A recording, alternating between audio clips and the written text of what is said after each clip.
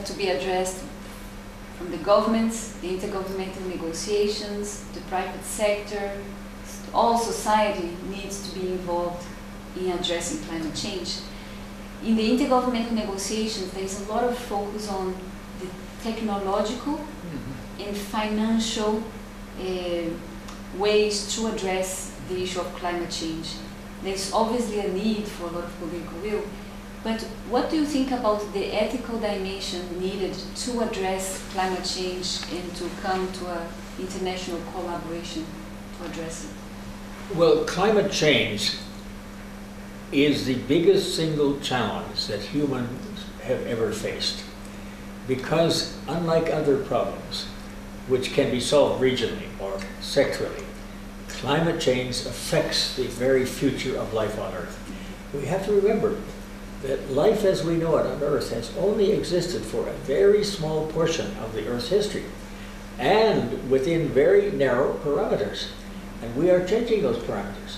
So life is actually in danger. It is the greatest security problem we have ever faced, and we have to treat it. You know, in the past, every nation has been willing to find the resources and give the priorities necessary to deal with their own security. This security issue is one that the whole human family, all nations, all people have to deal with.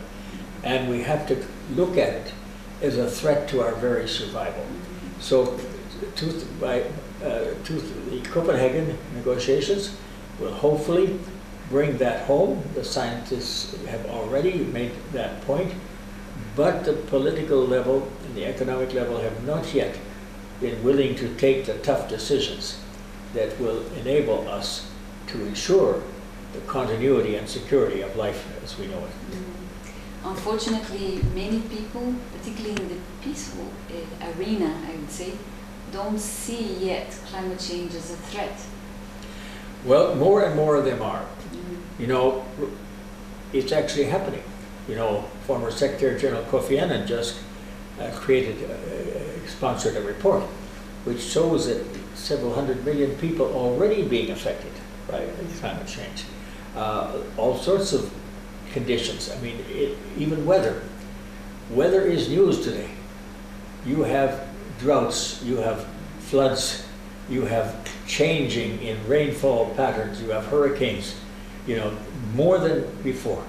Now that doesn't say nobody knows exactly whether they are the cause of climate change, but they are one of the manifestations of climate change, and they demonstrate how climate change can affect people, how it can affect their lives, can even take their lives, and how it can affect their livelihoods. Because now people, for instance, in northern China, the droughts in northern China, people will not support people. They have to move away because, and the same is true in other places. So already we're seeing changes of the kind that the scientists predict, so already we are seeing the kind. And so as people become more and more aware of how their lives are actually being affected by climate change, they will have more incentive to act. However, the problem is they have to act in advance. That is often more difficult for people to see the problem while there is still time to do something. Because if you wait till all the problems are happening, maybe you could do something about them, but you cannot roll them back. It will be too late.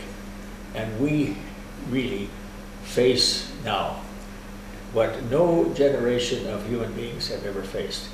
We face the responsibility for our own future. What we do or what we fail to do is going to determine the future of all forms of life, particularly human lives, on our planet.